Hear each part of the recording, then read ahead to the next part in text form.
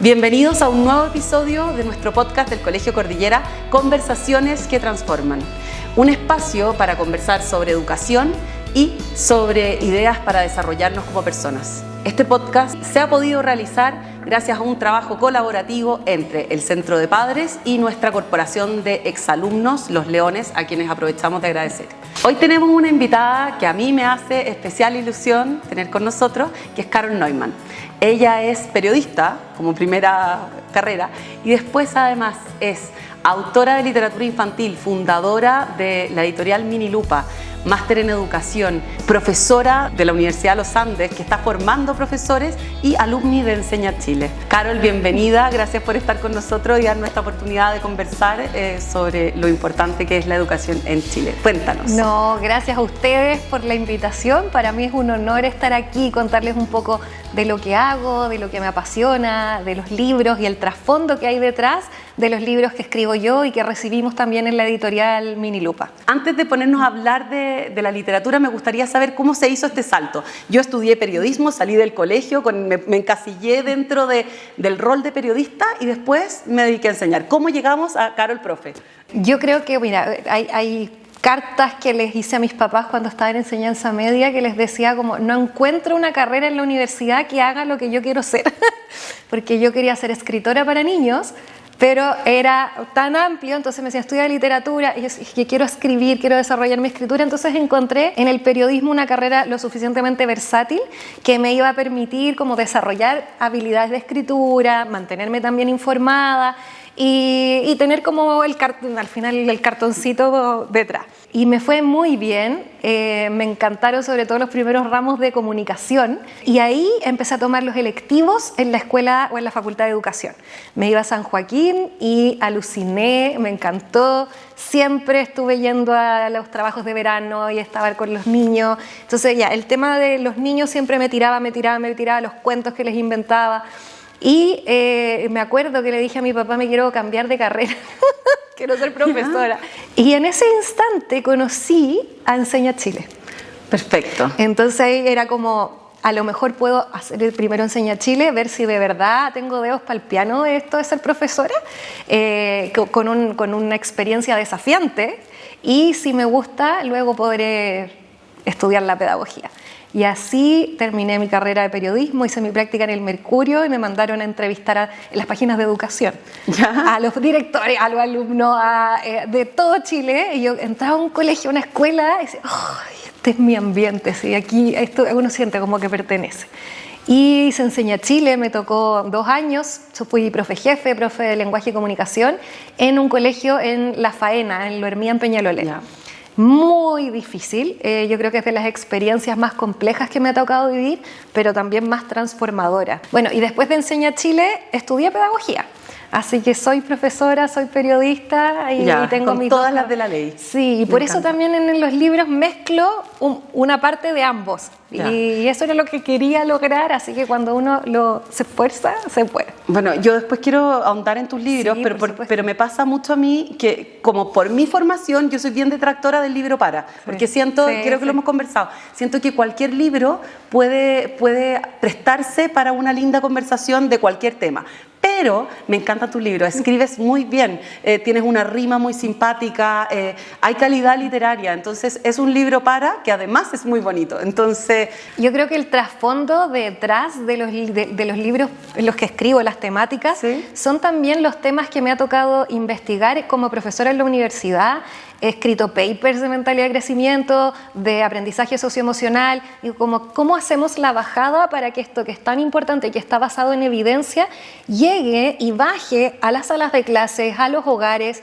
Entonces, a través de los cuentos, tú también estás inmersa en todas las posibilidades que nos entregan los cuentos, cómo los niños empatizan con los personajes. Entonces, es una manera de poder hacer una bajada y que no solo quede en la academia estos conceptos de enseñanza, de educación, que son tan relevantes. Entonces, todos mis libros están basados en evidencia científica, no solamente un libro como, ay, que se me ocurrió. Para nada. Hay libros que son como el libro para dejar los pañales, había Pepito, yo tampoco soy fan de esos libros, pero cuando hay evidencia científica, hay estudios detrás, yo los valido y por eso los hago. Volviendo un poco como al tema de la educación, Yo gracias a ti conocí, porque yo no conocía a Carol Dweck, con este concepto de la mentalidad de crecimiento. Y me gustaría que así, como yo lo aprendí, después leí varias cosas, pero para quien no lo ha leído, tú me explicaras un poquito de qué se trata la mentalidad de crecimiento. Sí, ¿ya? La mentalidad de crecimiento se entiende en contraste con la mentalidad fija. No es que yo sea una persona que tiene mentalidad de crecimiento, tiene mentalidad fija, sino que en ciertos ámbitos, contextos, tengo mayor preponderancia a una mentalidad o a la otra. La mentalidad fija, como su nombre lo dice, imagínense como un candadito que está fijo y no se mueve. Entonces cuando uno escucha comentarios como no, ese niño nació con talento para el deporte o soy malo para matemáticas, es una afirmación, soy así. Entonces está fijo o está como predeterminado de cierta manera. Soy así, ya no hay nada mucho que hacer, mejor que haga los ejercicios de matemática otra persona porque yo soy malo. En mi casa siempre me dijeron que toda nuestra familia era mala para matemáticas, yo soy parte de esta familia, entonces por ende, lógica, soy malo para matemáticas. Es como la profecía autocumplida, se lo empieza a creer. Es muy difícil moverse después de haber estado ya en ese lugar. Bueno, tú contabas en tu experiencia, creo que fue en Enseña Chile, con una niñita que era la desordenada del curso. Sí, completamente. Y ahí en el fondo ya me la habían etiquetado y yo todavía ni siquiera la conocía. Después la conocí y efectivamente tenía una razón muy fuerte de por qué ella era como era, pero estaba etiquetada por todo el colegio. Entonces después le empiezan como a rendir atributo a esa etiqueta. Si yo soy la desordenada, o sea, me tengo que comportar como tal. Obvio. Y al revés también, a veces etiquetamos positivamente. Yo creo que esto a mí personalmente como mamá, como profesora, es la que más me cuesta, las etiquetas en positivo. Porque, por ejemplo, si soy el más inteligente, en algún momento que tenga una duda, quizás no me voy a atrever a levantar la mano y preguntar por miedo a dejar de ser el más inteligente. O si me dicen que soy el más obediente, quizás en algún momento me mandan a hacer algo que no quiero hacer y como tengo la etiqueta de obediente, no voy a ser capaz de decir no porque tengo que obedecer. Entonces es todo un tema de uso de la sutileza del lenguaje. Y entonces, en contraste con la mentalidad fija, está esta mentalidad de crecimiento que florece. Yo siempre me lo imagino como con una flor, que nuestro cerebro, y está demostrado, y la Carol Dweck lo muestra gracias a la neuroplasticidad cerebral, que cuando nosotros nos enfocamos, practicamos, somos constantes, podemos resetear nuestro cerebro. Es como cuando uno se le echa a perder el computador, pones reset y parte todo de nuevo. Podría pasar lo mismo con el cerebro, con algo que tú dices, ya, no, soy pésima para hacer malabarismo, estoy inventando, ya, tiro 2, se me caen, pero efectivamente si aprietas el reset y te pones en la disposición, voy a aprender y practicas, buscas gente que te acompañe, buscas distintas alternativas, a lo mejor no me resulta con pelotas, voy a intentar con otras cosas para hacer malabarismo más fácil, quizás con de Plumavit. Uno tiene que buscar las maneras y no abandonar. Al final la mentalidad fija está súper relacionado también como si no me resultó la primera, ya no soy bueno, entonces abandono, dejo. Estaba ese ejemplo de los cubitos, como de la gente haciendo como tangrama. Sí. Claro, ponías a los niños y mientras tanto los que, no, tú lo puedes explicar mejor, pero los que tú alababas más diciéndole, oh, qué inteligente eres en ejercicio más rápido, después cuando les cambiabas la dificultad del ejercicio, se estancaban. En cambio, aquellos que habías alabado más el proceso, daban mejor resultado ante un problema más desafiante. Sí, y ahí está la clave, tú lo dijiste, la clave de la mentalidad de crecimiento es valorar y felicitar los procesos más que los resultados. Y así como estaba ese experimento, hay muchos, y hay uno que se hizo en Chile, que yo creo que es el que más me gusta. Se les preguntó a los niños, ¿qué prefieres hacer? ¿Un ejercicio fácil que ya sabes hacer o uno difícil donde puedes aprender algo nuevo? ¿Y qué crees tú que decían los niños? ¿Fácil o difícil? Depende del tipo de mentalidad que hayan tenido. Ya, pero esto era antes de hablarles de la mentalidad, qué sé yo. Entonces, en Chile tendemos a preferir ¿el fácil? La zona de confort. Claro, no quiero equivocarme, no quiero que piensen que soy tonto. Entonces, elijo el fácil porque sé que la voy a tener buena o porque me va a resultar bien. Y a lo mejor si lo hago bien me van a felicitar. Entonces, me voy por el camino fácil. Y perdiéndose la oportunidad de aprender algo nuevo por miedo a lo difícil o al desafío. Y acá con ese mismo experimento yo recuerdo mi etapa por la universidad, porque yo aprendí esto después y cambió también mi manera como de ver la vida. Entonces en la universidad me pasaba esto, que es bien parecido. Yo le preguntaba a los alumnos de los cursos más arriba, por ejemplo, si era un mismo ramo que lo hacían 2 profesores.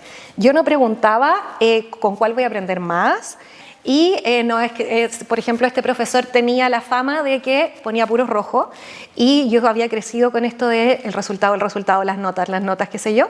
Entonces me tomaba con el otro, ¿cuál es más fácil este? Y tomaba ramos con ese. Entonces me pasaba lo mismo que a estos niños. Elegía el camino fácil pero seguro, porque mi cabeza estaba muy preocupada del resultado y me perdí la oportunidad de tener clases con eminencias y de haber aprendido quizás cuánto, y a lo mejor me habría sacado un 4, habría pasado el ramo igual. ¿Tú crees que alguien ahora me pregunta con qué nota salí de cada ramo? No, entonces quiero que cuando mis hijos entren a la universidad o estén en esta etapa del colegio, opten por no siempre lo más fácil y por el hecho de aprender, por el proceso, algo que te va a quedar en la vida, no necesariamente por calentar la materia, listo, el estudio, me lo memoricé, di la prueba, me fue excelente, me saqué un 7, resultado, listo, 2 semanas después se me olvidó lo que aprendí. Eso no es aprendizaje. No, al final, también la Carol lo decía, que la otra Carol, no tú. Entonces, mi tocaya. Claro, tu tocaya lo decía, que al final, sobre todo en la universidad, es muy fácil empapar a los niños con esto, que ¿cómo hacemos ahora? Tú ya entraste a la universidad, ya tenés esa meta, ya tienes esa meta, ese check hecho. Entonces, ¿cómo hacemos ahora para que tú seas la mejor persona que puedes ser? ¿Cómo llegamos? ¿Qué camino vas a tomar tú para convertirte en aquella persona que cambie el mundo? Yo creo que al final te engrandece como persona y es mucho más satisfactorio. Pero a mí me da pánico pensar en que nuestro sistema es muy académico. Entonces, ¿cómo tú le dices a un adolescente que está pensando en él ahora y está pensando también en que va a estudiar cierta carrera y necesita cierto puntaje para llegar, que el proceso es lo importante más allá del resultado? Efectivamente, yo creo que mejora, si uno logra cambiar su mentalidad y abrirse, mejora también el resultado con este nuevo proceso. Plazo, sí. Pero ese niño podría llegar a quedarse afuera si solamente del sistema, no entrar a su carrera. Hoy día lo único que nos importa es NEM, PAES, CIMSE. Todo eso son las únicas cosas en las que mucha gente, muchos padres piensan, muchas familias, y los niños también se los transmitimos a ellos. Entonces, ¿cómo nos enfrentamos a llevar a estos colegios que son de excelencia académica a un camino donde ellos piensen en el verdadero mañana? No, qué linda te salió la formulada la pregunta. Yo estoy de acuerdo contigo que estamos en una cultura muy academicista todavía. Los sistemas escolares en Chile están muy pendientes de los resultados, las notas y las pruebas estandarizadas.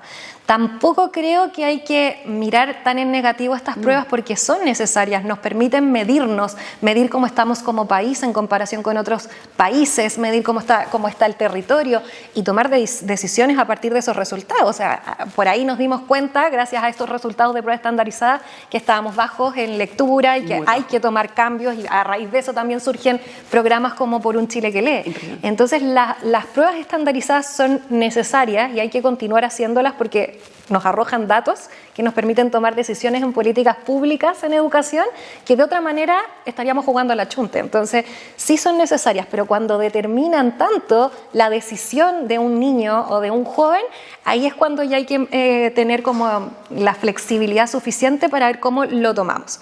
Hay una entrevista que le hacen a Carol Dweck que le preguntan mucho esto como ¿por qué nos importa tanto las notas? Los colegios no deberían poner notas, sino que poner solamente un bueno, muy bueno, realizado, qué sé yo. Y ella también invita a reflexionar acerca de eso. Es como, oye, a mí me encantaría que mis hijos lleguen con excelentes notas a la casa y que ojalá tengan sobre 6 en todo, pero cuando ¿dónde pones el énfasis? Entonces, ¿vas a poner el énfasis en la nota o en todo lo que hay detrás de esa nota? Entonces, si uno felicita, fíjate, llega mi hija que estuvo estudiando, qué sé yo, justo ahora estoy pensando en las materias, segundo básico, estaba en las tablas de multiplicar, y la vi esforzarse, le vi que le costaba, que estuvo practicando, que en el auto me decía, ya, ahora hagamos cálculo mental, ya, y finalmente se sacó un 5.8, que tú dices, bueno, no es espectacular para todo lo que estudió, pero para lo que ella estudió, ese 5.8 es para mí como un 7. Obvio. Entonces, la invitación ahí a los profesores y a las familias es como, pongamos la mirada, el elogio y las correcciones en el proceso mucho más que en el resultado. Entonces, para mí ese 5.8 es excelente porque sé que hay mucho esfuerzo. Ahora, si es un 5.8 y no estudió nada y que yo sé que si con un poquito de esfuerzo podría haber sido mucho mejor, también la voy a empujar a que estudie más, los hábitos de estudio son necesarios. Por ejemplo, siempre me llama la atención cuando los niños tienen que hacer presentaciones en el colegio y uno igual en la casa los ayuda, que la cartulina, sí, ya, preséntamelo a mí, como si tú eras... Y después llega a la casa el día de la presentación y lo primero que les pregunta es ¿cómo te fue? La pregunta ¿cómo te fue? Es resultado. Sí. ¿Qué te dijeron? ¿Qué nota te sacaste? Entonces, todo eso está implícito en el cómo te fue. Y uno podría cambiar la pregunta. Entonces ahora ¿cómo lo pasaste? Sí, ¿qué te preguntaron tus compañeros? Sí. ¿Qué te preguntó la profesora? Y ahí te va a empezar a contar de cómo fue su experiencia. Entonces la próxima vez que le toque presentarse, a mi mamá le importa cómo lo pasé, lo que aprendí, lo que disfruté, lo que me preguntaron, más que la nota que me saqué. Entonces es dar vuelta a donde ponemos como los esfuerzos, nuevamente el lenguaje, y felicitar los procesos. O sea, yo creo que a todos nos gusta que nuestros hijos saquen buenas notas, y cuando hay una mala nota, porque necesitamos medir para poner ojo y tomar decisiones, tomar esas decisiones y hacerse cargo, o sea, ayudarlos, estudiar más con ellos, pero poner el énfasis de la felicitación en el esfuerzo que hay detrás, en todo lo que implicó. El aprendizaje es infinito, entonces que no te corten las alas los otros ni tú mismo. No, es que yo no puedo aprender a hablar inglés porque no tengo tiempo para tomar clases. No, es que yo nunca voy a aprender a tocar un instrumento porque no tengo dedos para el piano. Y esas son autoetiquetas, sí, pero ya no hay excusas, tu cerebro puede. Es solamente, claro, hacerse el tiempo, que en mi caso me encantaría aprender muchas cosas, y hoy día por el momento de crianza en el que me encuentro y todas las cosas que estoy haciendo, pero ya va a llegar un momento. Sí, siempre hay momentos, y yo creo que si hay una oportunidad, si uno es bastante fatalista con el tiempo que nos tocó vivir, pero creo que si hay un buen tiempo para aprender es este. Hay opciones, el que tiene algo de interés y que tiene esta mentalidad viva, más que de crecimiento, como inquieta, esta mente inquieta, es muy fácil encontrar lugares, y yo creo que esta mentalidad de crecimiento celebra la mente inquieta y te da posibilidades de desarrollarte de distintas líneas. El término para explicar en educación como esta motivación es la motivación intrínseca, esta que tú me dices, como estas ganas de buscar, es aprender porque yo quiero aprender, no solamente porque me van a dar algo a cambio. La motivación extrínseca es porque me van a dar una estrellita, una anotación positiva o una nota.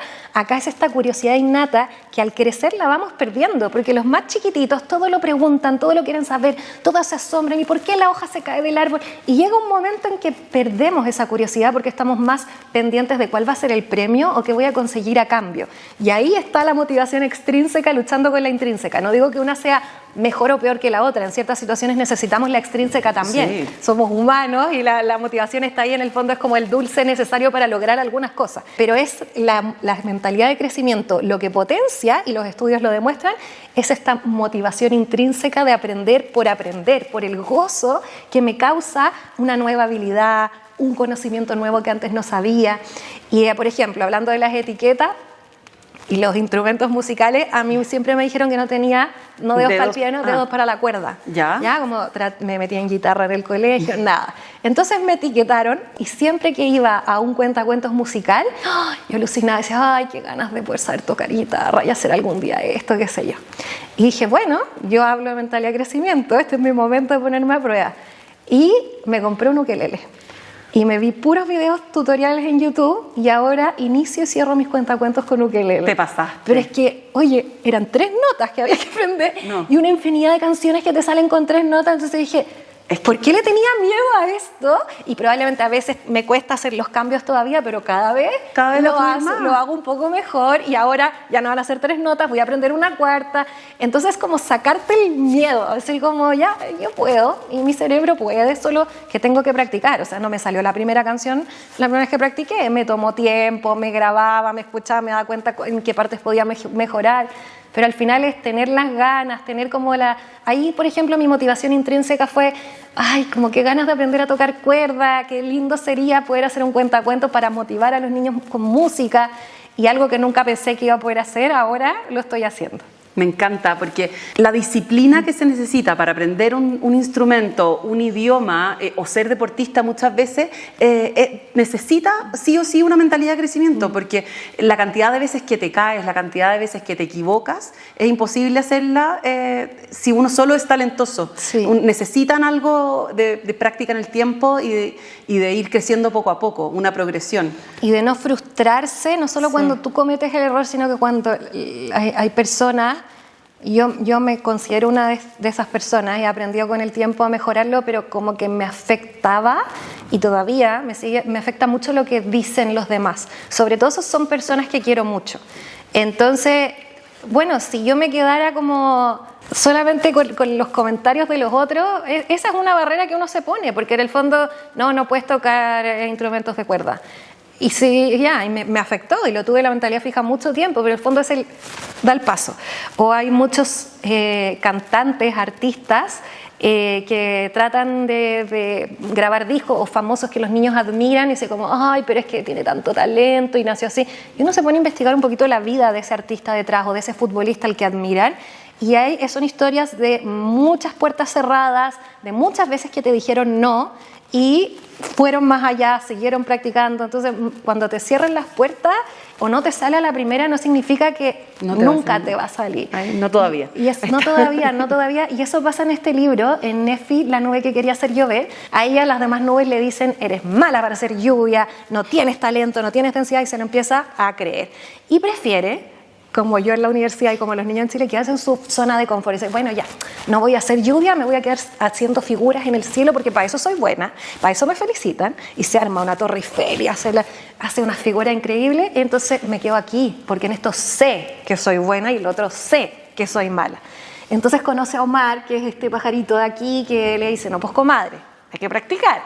Y en la primera práctica, ella logra lanzar, empieza a chispear, empieza a lanzar gotitas.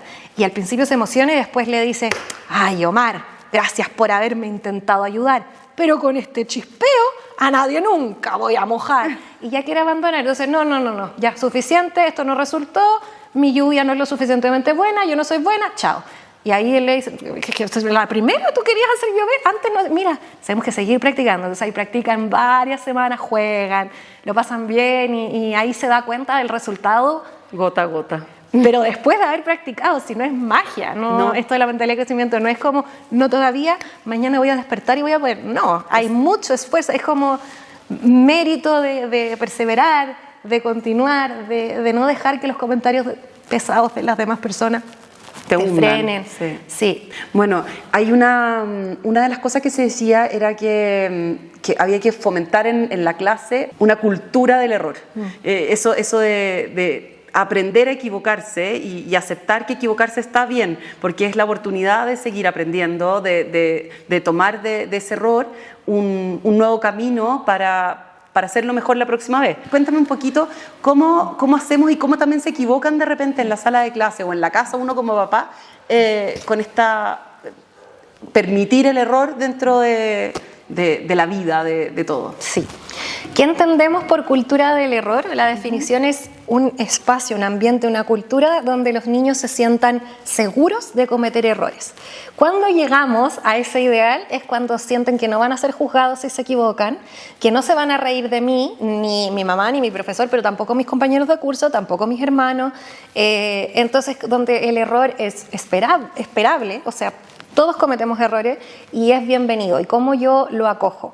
Hay unos estudios ya más recientes de cultura del error que muestran cómo les afecta a los niños y el desarrollo de su mentalidad fija o de crecimiento, cómo los padres reaccionamos frente a sus errores. Entonces, por ejemplo, podría ser que alguien rete por equivocarse o que alguien le dé lástima, no, es que siempre le ha costado más de la familia, y los niños escuchan esos comentarios y eso les genera inseguridad y les va generando mentalidad fija.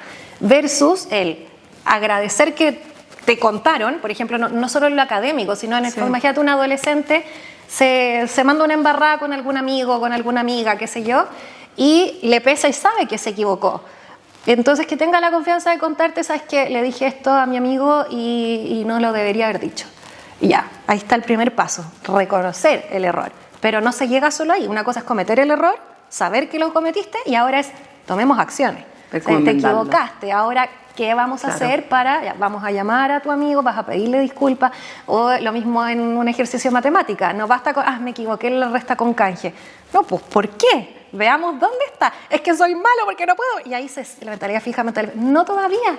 Oye, esto es un proceso. Y lo mismo con la lectura, volviendo al tema que nos encanta. Sí. En primero básico, que es el año donde se tiene que aprender a leer, hay mucha disparidad en el nivel de lectura, porque hay niños que llegan a primero básico leyendo y hay otros que llegan a primero básico sin nunca antes haber visto una letra. Entonces, a veces en esa misma sala diversa tienes en el mismo curso los dos extremos.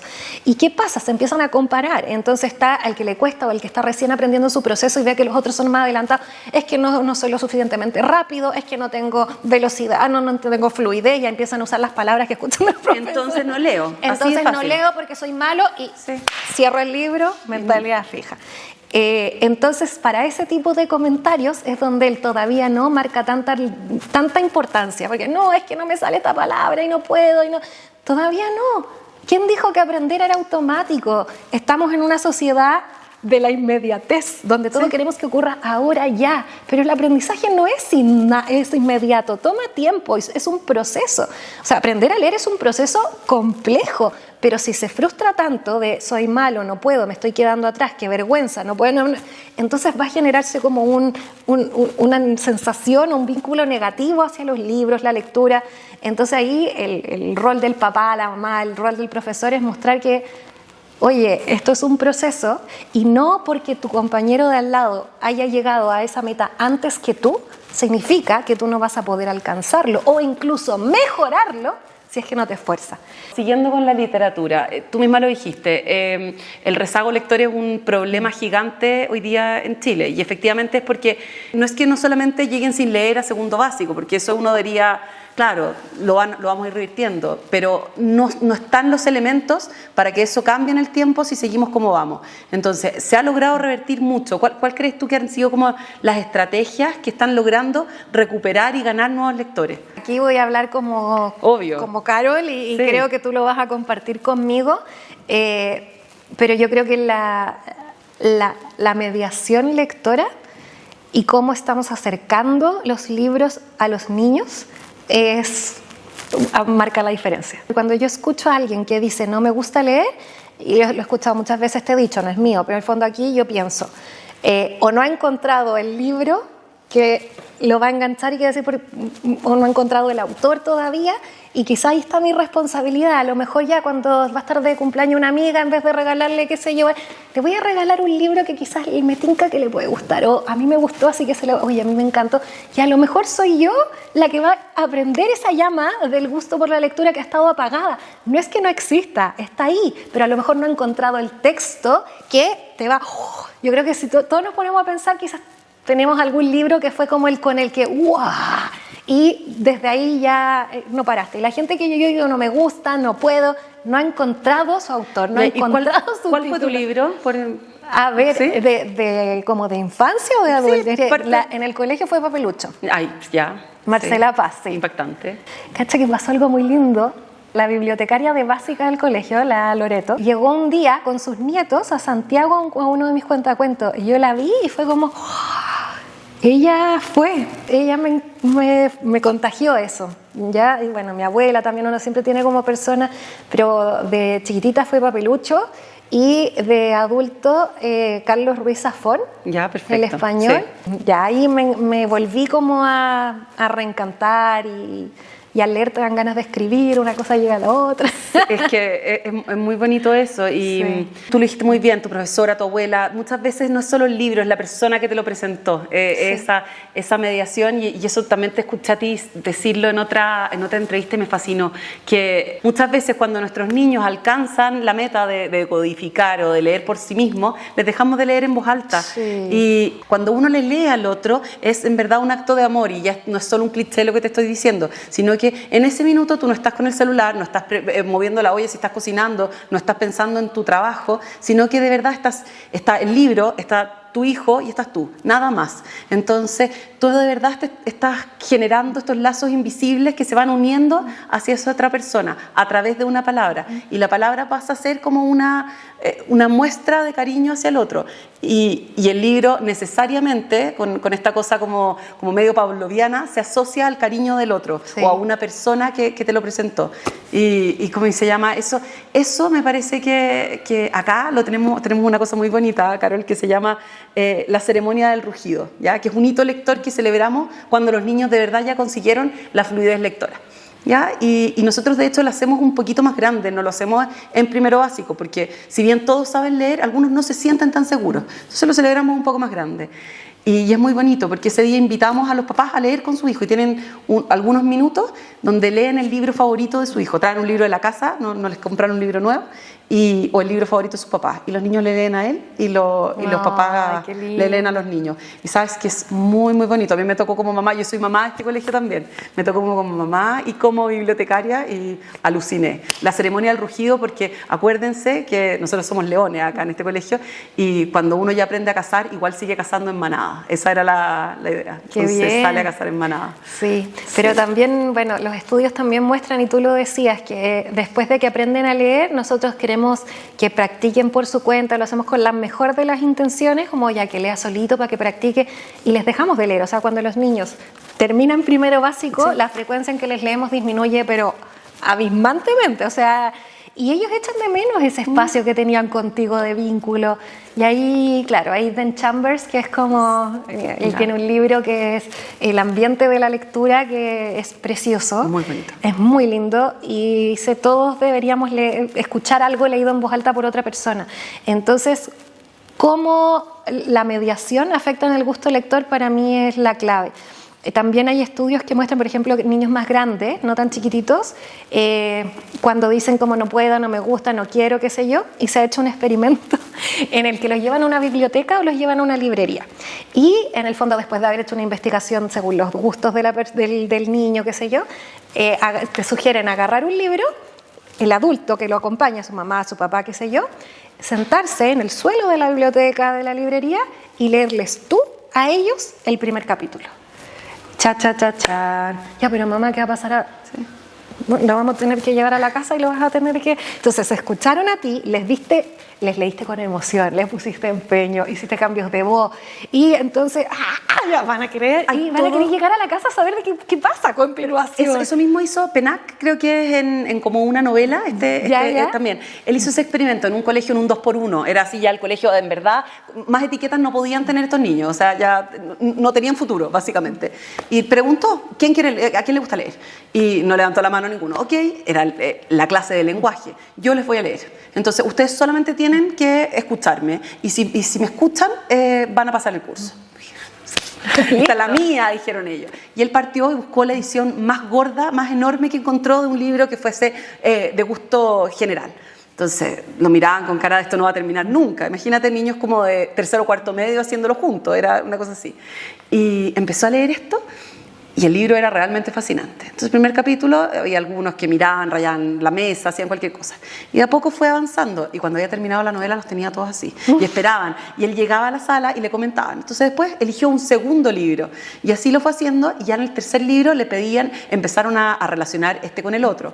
Después cuando empezaban a preguntarle qué otro libro se parecía y ya empezaron a traer su propio libro. Entonces en ese minuto dijo, ahora están listos para que les enseñe de literatura. No, increíble. Es impactante esa experiencia, pero yo creo que ahí la clave está en que la pasión con la que uno lo transmite también es clave para motivar al otro y para escucharlo. Y esto se repite muchas veces y lo vuelvo a repetir una vez más, que somos modelos. Si los niños te ven leyendo y crecen viéndote a ti, la persona que admiran leyendo, entonces van a empezar a encontrarle el valor a la lectura en los momentos de ocio también. Entonces la lectura puede competir con la tele, puede competir con los videojuegos. Es que la lectura es una actividad social y eso se nos olvida. Entonces hay que comentarlo, conversarlo y mostrar interés genuino. O sea, si veo que mi hijo se está leyendo el diario de Greg, no sé, por último, que me dé demasiada lata leer un capítulo, es que léelo con él. Leerlo con él o preguntarle ¿qué pasó ahora? ¿O en qué parte vas? Y que muestran un interés y que te cuenten, entonces ya el hecho de hablarlo con otro le van a dar ganas de continuar también. Bueno, en este mundo tan académico también que hablábamos antes, yo me sorprendí con un estudio que te mostraba que la brecha que tenemos entre colegios públicos y privados en Chile se había revertido en solamente leyéndoles 15 minutos al día a niños en sus casas, en 20 puntos, estábamos hablando de una cosa así. Entonces lograbas revertir la brecha solo con leerle a tus hijos y comentar después de la lectura. Y también hay estudios que muestran, y este ha sido súper popular porque ha sido muy mediático, aquellos niños y niñas que viven en casas cuyos padres les leen al menos un ratito cada día y pueden llegar a tener hasta 2 años de curso de ventaja con aquellos niños a los que no les leen en la casa. Entonces la lectura es la puerta del aprendizaje, al final es lo que te abre todo. Y nada, es muy lindo trabajar en esto. Sí, en verdad es súper gratificante. Bueno, es que ya, tú además formas profesores y ya como para ir cerrando, sí, como papás y como profesores, a nuestros papás y a nuestros profesores, ¿qué consejo nos darías para mantener nuestra excelencia académica, pero hacer también personas buenas, formar personas felices y que sean un aporte en el día de mañana, en miras de esta mentalidad de crecimiento y todas estas cosas que hoy día nos comentaste? Mira, varias cosas. Yo creo que también aprender a aceptar a cada uno de nuestros hijos o a cada uno de nuestros estudiantes como son, porque a veces caemos, y me incluyo en la conversación, hablo también en primera persona porque también a veces me pasa, como tratar de sacarlos de su esencia. Entonces es como aceptarlos como son y apoyarlos cuando los veo cuando hay frustración, con decirles no todavía, ya va a salir, apoyarlo y como que te vean al lado también, no solamente decirlo, sino que hacerlo. Al final las acciones hablan mucho más. Contarles historias tuyas de éxito, porque, o de ellos mismos en contextos transferibles. ¿A qué me refiero? A que todos tenemos algo en lo que creemos que no somos buenos, pero también todos tenemos algo en lo que nos ha costado y que hemos tenido que perseverar. En mi caso es el inglés. Para mí, con el inglés del colegio, yo nunca voy a poder estudiar en Estados Unidos. ¿Pero estudiaste en Estados Unidos? Sí, pero por eso, pero antes de eso yo di la prueba para irme a estudiar a Estados Unidos, la di 3 veces, me la echaban, porque era algo muy lejano para mí. Sí. ¿Ya? Entonces está eso como de la mentalidad fija, y darte cuenta que con esfuerzo, que con práctica, estudié muchísimo. Lo de la tercera vez que lo di me quedó abajo por ejemplo, el listening, entonces le saqué los subtítulos a las películas en inglés, me puse a escuchar canciones en inglés. Entonces yo tengo esa anécdota para contarle a mis hijos, como el inglés para mí era una barrera, era una tranca, era mentalidad fija, que no puedo, que en la universidad saqué el puntaje más bajo y tuve que hacer todos los cursos de inglés porque no. Y el haber logrado ese puntaje, haber perdido mi miedo, porque no aprendí a hablar inglés con el puntaje, sino allá, cuando me fui para allá y me tocaron clases y me tocó escribir papers y me tocó dar mi opinión en clases, y ahora no es tema. Sé que me equivoco, no hablo perfecto, pero no me da vergüenza y no me frena. Entonces antes era como, no, es que esta charla va a ser en inglés, mejor que no voy. No, ahora voy, no me importa. Entonces los invito a que ustedes busquen esa historia de éxito que tengan en algo que les haya costado mucho y que sea una historia donde hayan tenido que esforzarse, donde les hayan cerrado las puertas, donde muchas veces dudaste como, hasta aquí nomás, ya es suficiente, como no, y seguiste, ya, esa historia cuéntale. Y le muestras que tú también te equivocas, que tú también te tienes que esforzar. Y historias de éxito de ellos en contextos transferibles. Guardémosles evidencias de aquellas cosas que vemos que se están esforzando, que quizás no les salen, pero hay un esfuerzo y después vamos a tener material muy valioso para cuando crezcan y digan, no puedo. Mira, cuando eras chiquitito decías esto y mira lo que pasó.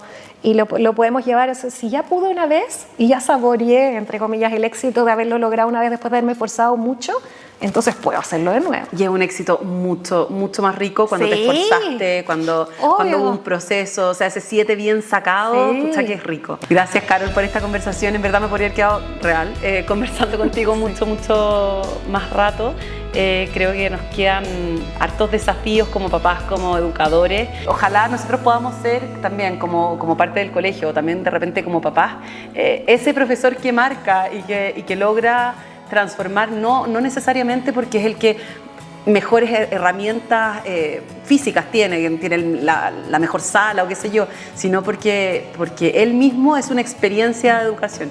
Ojalá que nosotros logremos prender esas luces en nuestros niños y que los hagamos salir de estas etiquetas y entrar en este de yo puedo.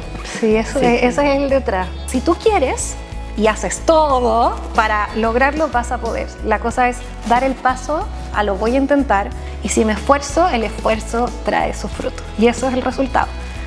Te pasaste. Muchas gracias. No. Carol, ¿dónde podemos seguir viendo de ti? ¿En qué canales te encontramos? Cuéntame. Los invito a que me sigan en mi Instagram, Carol Autora, todo junto. De hecho, muchas veces las personas piensan que me llamo Carola, porque es como Carola Sí. Autora, pero es Carol Autora, y subo contenido de fomento lector para niños pequeños, para niños no tan pequeños, y también de mentalidad de crecimiento.